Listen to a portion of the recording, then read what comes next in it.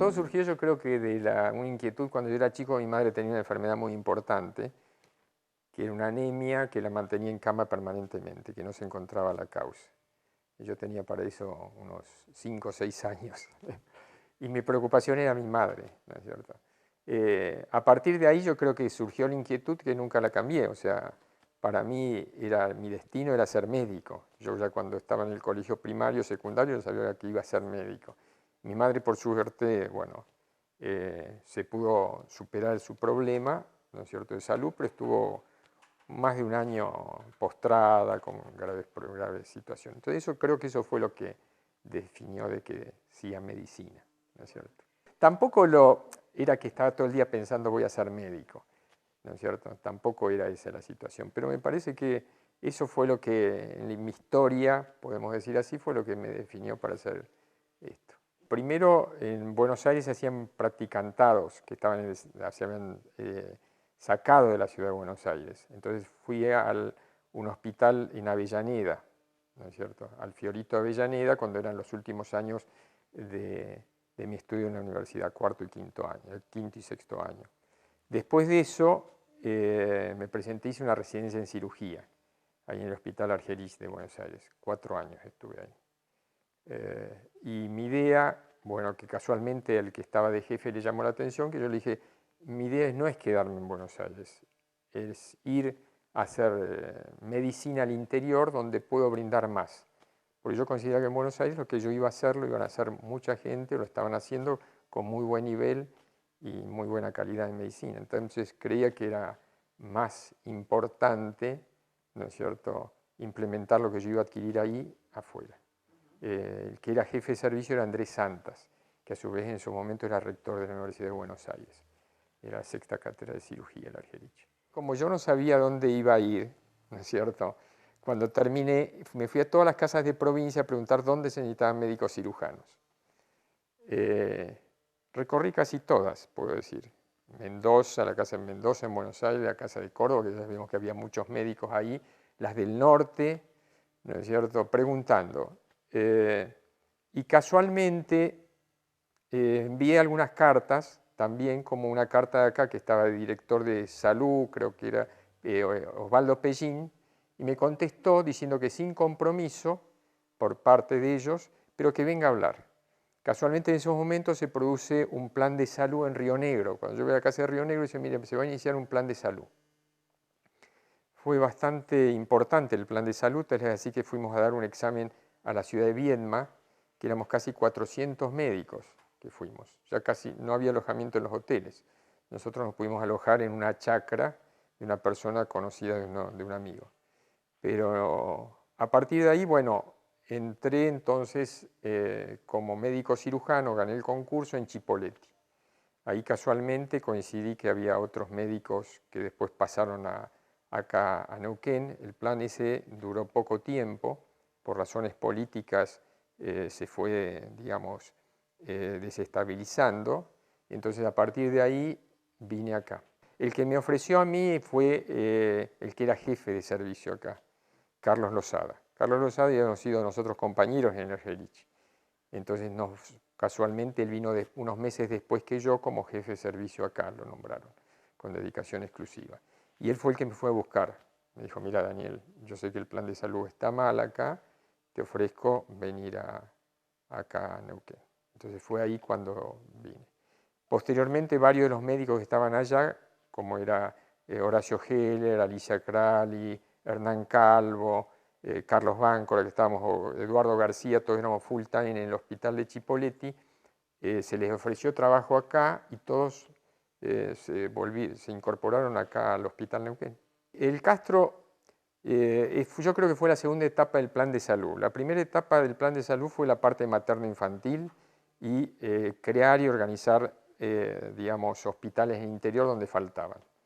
Esto mediaba de que, bueno, según la política que se desarrolló en esos momentos, se sabía que había una alta mortalidad materno-infantil, que había lugares que adolecían de todo tipo de asistencia, que no había hospitales, no había lugares donde puedan concurrir la gente. Entonces, cuando el gobierno, digamos, de la provincia se interesa en hacer ese plan de salud, comienza con el plan materno-infantil, pero después ve que tiene que tener otro tipo de apoyo, otro tipo de crecimiento.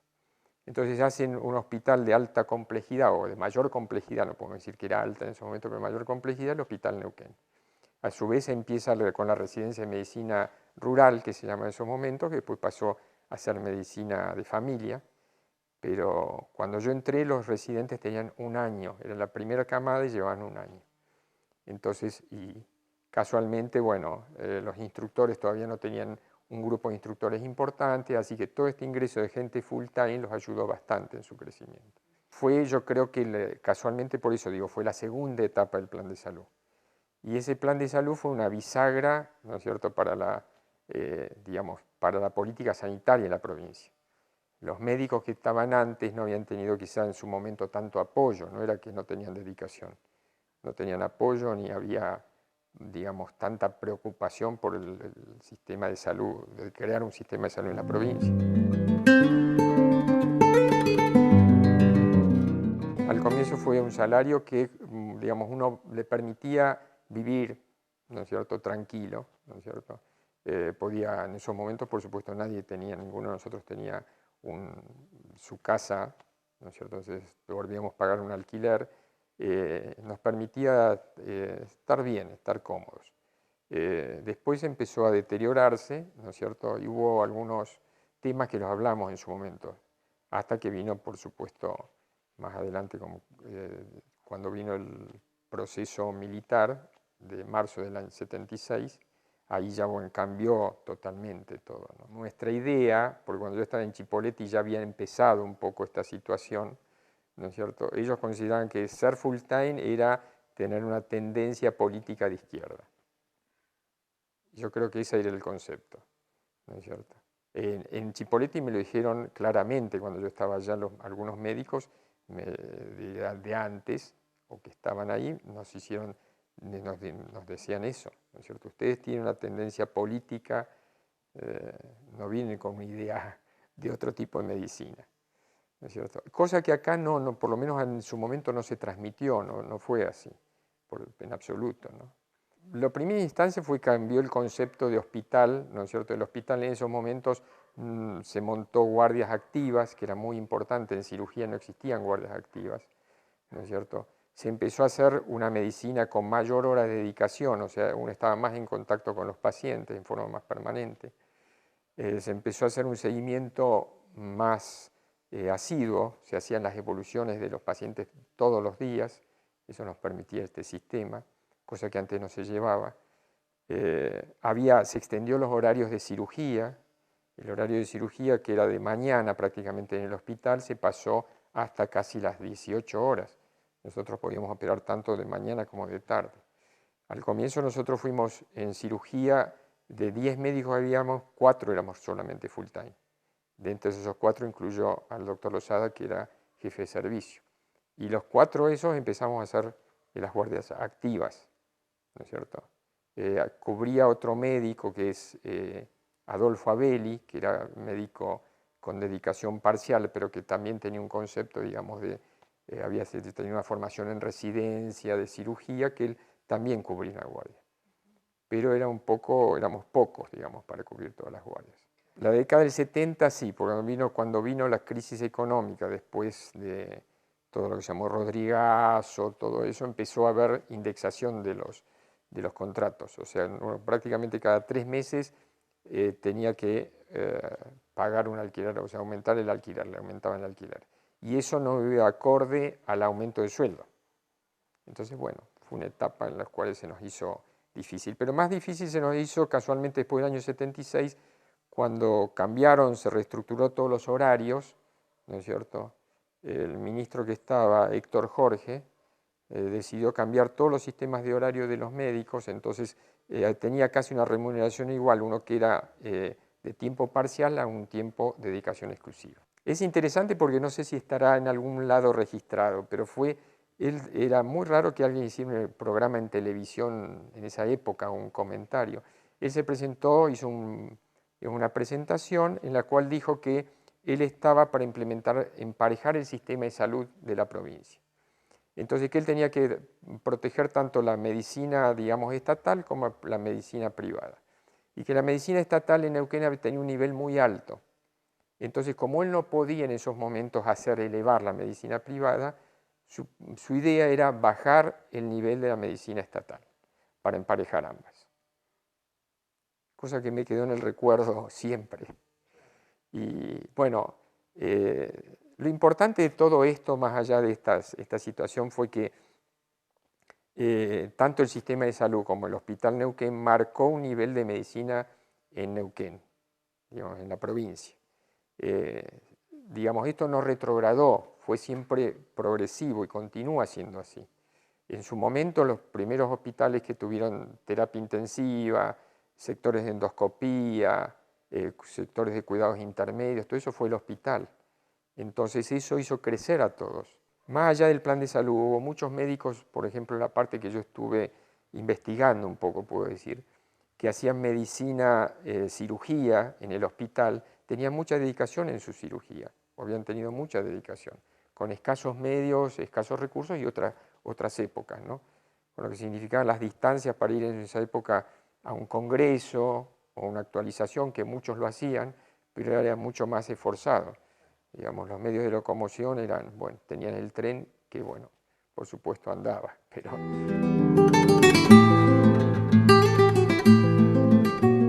Se implementó, ¿no es cierto?, días de cirugía, 3 días a la semana de cirugía. Se comenzó un sector de cuidados que no existía terapia intensiva, de cuidados intermedios, podemos decir, con escasos recursos, en los cuales iban los postoperatorios más complejos. La sala eran unas salas que ustedes no sé si se las describieron cómo eran las salas. Eran 2 salas, una de hombres de 48 camas y otra de mujeres, ¿no es cierto? La sala de mujeres era una sala de 36 camas. Era prácticamente, podemos decir que eran galpones. Eso fue construido en el año 60 frente a la creciente necesidad de tener más camas. El hospital originario, que es el que, digamos, había inaugurado Castro Rendón, era un hospital de 30 camas.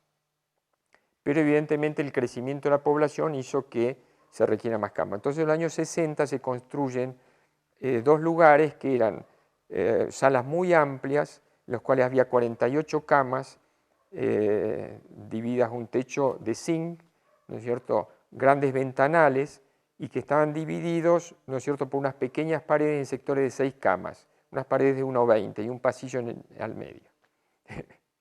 Así que era interesante porque, bueno, uno entraba ahí y ya se había acomodado. Yo siempre digo que parecía a esos hospitales de la retaguardia de la Primera Guerra Mundial, ¿no es cierto?, porque los pacientes estaban todos ahí en conjunto, en común, bueno, y el servicio, o sea, cuando nosotros estuvimos se dividió así. El ala izquierda era de cirugía, 24 camas de cirugía de hombres. El ala derecha era de clínica médica. En los 2 primeros sectores, las 2 primeras 6 camas, era como una terapia intermedia de ambos lados. Los pacientes más complejos que requerían mayor asistencia estaban ahí, uno ya sabía.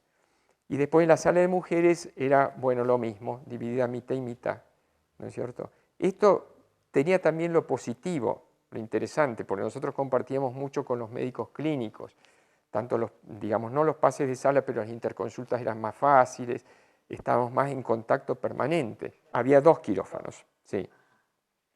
La parte, cuando se hizo el hospital, digamos, el hospital que inauguró, vuelvo a reiterar, Castro Rendón, el de 30 camas, había un solo quirófano que tenía a su vez un pequeño sector que era de esterilización.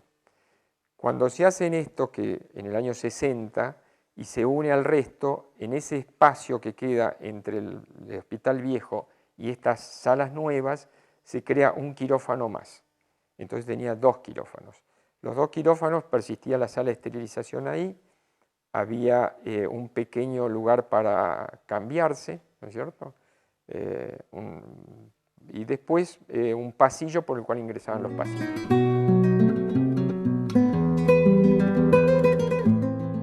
Cuando nosotros llegamos en el año 74, había 2 anestesistas part-time y había un anestesista full-time, ¿no es cierto? Uno era el doctor Farré, el doctor Néstor González, que ellos eran part-time, y Roberto Climen, que era full time. Ingresó ahí uno cuarto, que era el doctor Eduardo García, que también, como yo había venido de Chipoleti, él también vino de Chipoleti, se desempeñaba allá. Bueno, en ese momento ellos se integran y ellos cubrían todas las anestesias de guardias también, estos cuatro médicos. Y los full time trabajaban a la mañana y a la tarde. Eso nos permitió extender el horario de cirugía, que antes era solo de mañana cuando eran los part-time. El personal, lo que era el personal de quirófano, era bastante idóneo en todo lo que era instrumentadoras y lo que era circulantes, enfermeras circulantes, tenían bastante formación. No nos vimos con dificultades con respecto a eso. Cuando nosotros ingresamos realmente había un grupo de enfermeras bueno, muy bueno, tanto también en las salas, ¿no es cierto? Teníamos, por ejemplo, la sala de hombres tenía una jefa, Rosalba Pérez, Chicha para todos. Cuando uno dice Rosalba Pérez quizá no la recuerda. Bueno, Chicha tenía una gran dedicación, era riojana, ¿no es cierto? Y tenía una gran inquietud y tenía mucho liderazgo, ¿no es cierto? Así que su trabajo lo desarrollaba muy bien como jefa, excelente. Después pasó a ser, cuando nos mudamos al nuevo hospital, digamos a nueva estructura dentro del mismo hospital, ella fue la jefa durante muchos años de la parte de cirugía, ¿no es cierto? Y de la sala de hombres había Jorge Urrea, ¿no es cierto?, que era el jefe de enfermería de la sala de hombres, de sala de mujeres, perdón. El hospital tenía solo parte, digamos, de diagnóstica, fuera del laboratorio tenía más que la sala de rayos. En ese momento nos encontramos con varias situaciones de urgencia, que eran, por ejemplo, hemorragias digestivas sin diagnóstico, que operarlo era muy difícil, implementar, digamos, todo lo que hacía la parte de endoscopía respiratoria. Hubo un chiquito que hubo que derivarlo en forma crítica y grave a Buenos Aires porque con un cuerpo extraño se habían obstruido los bronquios. Entonces esas situaciones fueron planteadas en su momento a las autoridades de salud, ¿no es cierto? Entonces ahí se empezó el equipamiento, lo que era parte del sector de endoscopía. La endoscopía en esos momentos estaba creciendo mucho a nivel de la medicina moderna, ¿no es cierto? Tenemos que pensar que nosotros estamos hablando del año 74, los fibroendoscopios se desarrollaron recién en el año 60, así que llevaban 14 años, pero no tenían una gran difusión. Por ejemplo, el hospital que yo estaba, el hospital Argerich, mientras yo estuve, no tenía equipamiento de endoscopía. Entonces acá la distancia, la necesidad, todo eso hizo que se planteen las autoridades desarrollar un sector de endoscopía, un equipamiento para endoscopía, que no había sector. Fue así que se compró el primer gastroscopio, ¿no es cierto?, de marca Acme, era americano, norteamericano, y después se compraron broncoscopios rígidos, tanto para adultos como para chicos. Posteriormente se incorporaron citoscopios para la parte de urología. El sector de urología está y sigue estando dentro del servicio de cirugía. Bueno, el 80, digamos, algo que hay que destacar también es antes del 80 es la aparición de la terapia intensiva.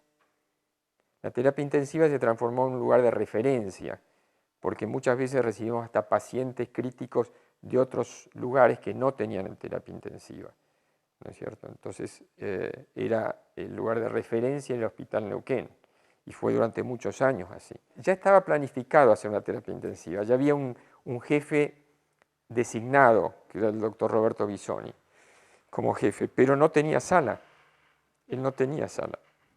Entonces le faltaba equipamiento, le faltaban camas adecuadas, le faltaba, digamos, personal de enfermería. Y bueno, en ese momento sí se generó un accidente que tuvieron que abrirla y empezó a funcionar. Al comienzo, bueno, empezó a haber un respirador, ¿no es cierto?, para 6 camas que tenía terapia, era muy pequeña la terapia. Tenía una habitación muy pequeña para el médico de guardia, ¿no es cierto? Entonces eso fue todo, digamos, antes del 80. Después del 80 empezó el gran crecimiento y desarrollo, empezó a haber más cirugía, aparecieron además los oncólogos, se empezó a organizar el comité de tumores que se llamaba, ¿no es cierto? Había el doctor Thomas, que era el encargado de oncología, fue el que dio un gran impulso a todo esto del comité de tumores, se instaló la bomba de cobalto con el simulador, después vinieron los que hacían la parte de oncología clínica, el doctor Bernardo Leone y Rabinovich. Bueno, entonces todo eso se armó un equipo, empezó a crecer. Para ese momento la patología, nosotros teníamos una patología que era distinta a la de Buenos Aires, que era en tumores.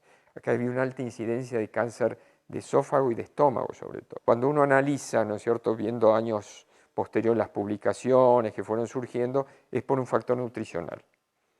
Por el otro lado, la influencia de Chile. Nosotros teníamos una alta incidencia de población de Chile. Chile llegó a ser el segundo lugar en frecuencia en el mundo de cáncer gástrico, después de Japón. Los más altos índices se detectaban en Japón y después en Chile. Así casi el 40% de los pacientes con cáncer gástrico que nosotros teníamos era gente que había migrado y que vivía acá. Casualmente nosotros nos encontramos acá con patologías, como dije recién, el cáncer gástrico, cáncer esofágico, que era más infrecuente, estaban cayendo las estadísticas, disminuyendo las estadísticas de incidencia en todo el país y acá era muy alta. Y después la hidratidosis. La provincia, como ustedes saben, era la más alto índice de hidratidosis de toda la Argentina y la más alta de la Patagonia, que la Patagonia registra el mayor índice. Entonces encontramos que nosotros no teníamos experiencia en hidratidosis. Yo en todos mis años de residencia, en 4 años en Buenos Aires, había visto como mucho 8 a 10 quistes hidatídicos entre los torácicos y los abdominales. Acá era una patología frecuente, entonces implementamos al comienzo una cirugía, que era una cirugía que era muy rápida, pero de postoperatorio muy prolongado, que era sacar el quiste, ¿no es cierto?, y drenar la cavidad. Eso hacía que el paciente tenía una cirugía muy rápida, pero llevaba como 20 días de recuperación. Por esos drenajes dejados empezaban a tener complicaciones, casualmente infecciones. Es decir, bien, porque dejamos, digamos, lo que se llama la adventicia, que es la pared que forma el organismo de defensa, que todavía existía, o sea, se planteaba que había muchos pacientes con un alto índice de desnutrición. Entonces recibíamos muchas veces jóvenes o gente adulta que además de su problema de un quiste hidático complicado, infectado o roto, ¿no es cierto?, tenían un estado de desnutrición grave, que eso atentaba contra los resultados de su cirugía. Esto fue a través de cuando uno fue cambiando y viendo cuál era la etiología del cáncer gástrico, y durante muchos años no se conocía, ¿no es cierto? Lo que se sabía es que en los países desarrollados había caído mucho la frecuencia, la incidencia. Y es sigue siendo en el mundo uno de los cánceres más frecuentes, por países asiáticos sigue siendo el más alto cáncer, ¿no es cierto? En el nuestro las estadísticas dan el de pulmón, pero acá en la provincia muchas veces, ya digo, el gástrico superaba el pulmón. Después casualmente cuando se empezó a implementar la parte de endoscopía digestiva, que después se hizo endoscopía digestiva alta, después se pasó a la endoscopía baja, que es la colonoscopía, que se fue formando gente, digamos, ya en el año 78, 79, el hospital ya disponía, podríamos decir, de todos los tipos de endoscopías, ¿no es cierto? Endoscopía, digamos, gástrica, endoscopía colónica, cistoscopía, broncoscopía, ya se incorporaron en el año 80 broncoscopios flexibles, que al comienzo eran rígidos, ¿no es cierto? Posteriormente se empezó con la endoscopía de la vía biliar, ¿no es cierto?, a través de la introducción con la angiografía retroendoscópica en el año 82. Yo creo que, bueno, primero que existía un momento en el cual la provincia podía brindarnos todo esto y después la inquietud. Porque si no hubiera sido, la inquietud fue el motor y después hubo gente que tuvimos gran apoyo. Para nosotros, por ejemplo, en equipamiento, Fernando Leonfanti fue muy importante cuando él pasó a subsecretaría a dedicarse a los equipamientos de la provincia, nos brindó un gran apoyo, nos consiguió muy buenos equipamientos, ¿no? Después, casualmente, ya en el año 90, él hasta consiguió unos equipos que donaba Nación, ¿no es cierto?, que la provincia nuestra no estaba incluida, que nos donen equipos de endoscopías, ¿no es cierto?, muy modernos, y él consiguió que Nación nos done a nosotros e incluya dentro de ese plan. Hubo un crecimiento importante y progresivo. Y vuelvo a insistir que fue mucho por la inquietud de la gente. Cuando empezó la cirugía laparoscópica, estamos hablando, la cirugía laparoscópica en el mundo, video laparoscópica, se empezó a hacer en el año 89. Acá ya en el año 91, ya un médico, Roberto Linares, fue a Estados Unidos a formarse y la implementó en el hospital. Nos formó a muchos. La inquietud era tal que, por ejemplo, nosotros tuvimos una biblioteca, ¿no es cierto?, que se hacía con aporte de los médicos. Llegamos a comprar 4 revistas, suscribirnos a 4 revistas cuando no había internet, revistas extranjeras como el American Journal of Surgery, el Annals of Surgery, el Trauma y las Surgical Clinics de Norteamérica. Bueno, eso lo pagamos los médicos, nosotros. Teníamos una biblioteca que, al contrario, venían de otros servicios, como era el servicio de clínica médica o servicios supuestamente de terapia intensiva, a pedirnos revistas prestadas, o sea que había una inquietud. Eso hizo que se haga, en el servicio se hacían también ateneos bibliográficos, en los cuales se presentaban o discutíamos los últimos trabajos publicados. Entonces, fue un momento en el cual uno lo ve retrospectivamente y parecía una cosa sencilla, habitual, que se tenía que dar. Primero que era mi inquietud siempre hacer medicina hospitalaria. Al contrario, yo vine acá con mi idea de desarrollar toda mi vida en un hospital. Y si me vine de Buenos Aires fue un poco por eso. Pero a su vez surgió que yo me sentía un poco comprometido con el hospital, ¿no es cierto? El hospital me había ofrecido muchas cosas a mí. Me ofreció y me dejó crecer, eso es cierto. Y a todos nos dejó crecer. Entonces, para mí un poco de deuda hacia el hospital. Estaba, digamos, agradecido. Y después, cuando se implementó ya la residencia en cirugía, primero formaciones lineales, después residencia en la especialidad en cirugía, eso hacía que nosotros nos manteníamos muy activos, ¿no es cierto?, muy actualizados. Era una cuestión, la inquietud de todos los médicos, al contrario, cuando venían las épocas de ir a los congresos, ¿no es cierto?, había un interés que el servicio nos brindaba, decir, bueno, podés ir al congreso, pueden ir. Nos distribuíamos y se sobrecargaba a la gente que se quedaba, y a los otros años trataban de que fueran los otros, y así sucesivamente. Pero era una inquietud permanente que existía en el hospital, que todavía se mantiene. Yo estoy en contacto mucho con la gente joven, ¿no es cierto? Ahora hay todo un grupo de ex-residentes que son médicos de planta ahora, de cirugía. Creo que, bueno, uno lo ve desde su punto de vista, pero uno lo ve en base a las inquietudes que tienen los médicos que están en el servicio, y ha sido así. Uno, digamos, los ayudó, los guió, nosotros implementamos rotaciones de los médicos por hospitales de otros lugares que tenían mayor formación, por ejemplo, en cirugía laparoscópica hicimos un convenio con el Hospital Italiano de Bahía Blanca, que tenía una alta experiencia, el jefe, el doctor Antosi, que sigue siendo, y con él hicimos un convenio en el cual nosotros mandamos residentes nuestros a formarse en laparoscopía, cirugía videolaparoscópica, y ellos nos mandaban a gente a capacitarse acá en traumatismos, trauma, cirugía del trauma. Pues ellos es un hospital semiprivado, entonces es distinto. Entonces hicimos convenios de ese tipo. Después lo que era, mandamos gente a capacitarse también en el hospital Argerich de Buenos Aires, que teníamos vínculos con la gente los que estuvimos allá. Pero todos estos médicos a su vez supieron crecer, y hay que reconocerlo que sí, que es una cuestión de que uno ve que han seguido con ese empuje y esas ganas, ¿no es cierto? Y que muchos han vuelto. Ahora cuando vemos los médicos que han vuelto ahora, hay médicos que se han ido, digamos, al exterior a formarse, hay otros que están en el hospital británico por inquietud de ellos, se formaron y volvieron ahora, ¿no es cierto?, acá al hospital, ¿no es cierto?, fueron integrados y tuvieron la suerte de tener el espacio y de permitirles volver, que eso también es importante.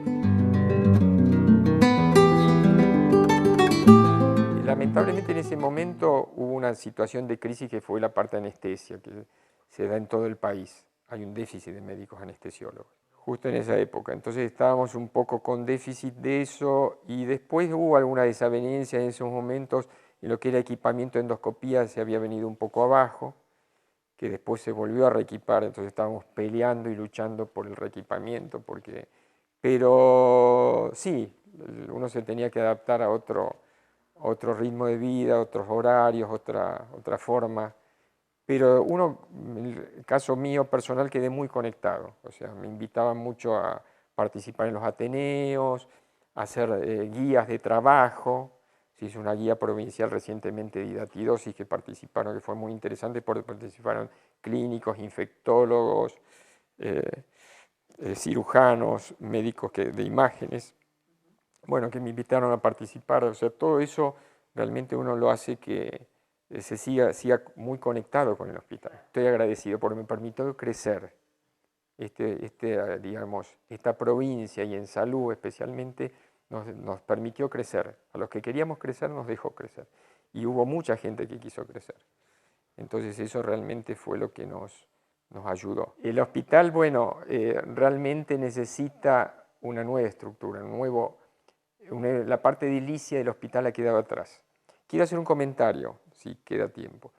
Una de las personas que más bregó por este hospital fue un director que se llamaba el doctor Francisco Flores, ¿no es cierto? Él dijo que este hospital, cuando nos presentó el hospital, dice, este hospital va a cubrir las expectativas de la población de la ciudad de Neuquén y las demandas del interior hasta el año 2000. A partir de ahí se va a necesitar otro hospital. Entonces, un visionario. Yo creo que el hospital, como lo vemos todos, ya ha llegado a su límite de crecimiento. Entonces necesitamos, realmente lo ideal sería un nuevo hospital, Neuquén, ¿no es cierto? Porque cumplió sus etapas desde que empezó en el año 40 hasta ahora, ya las tiene cubiertas.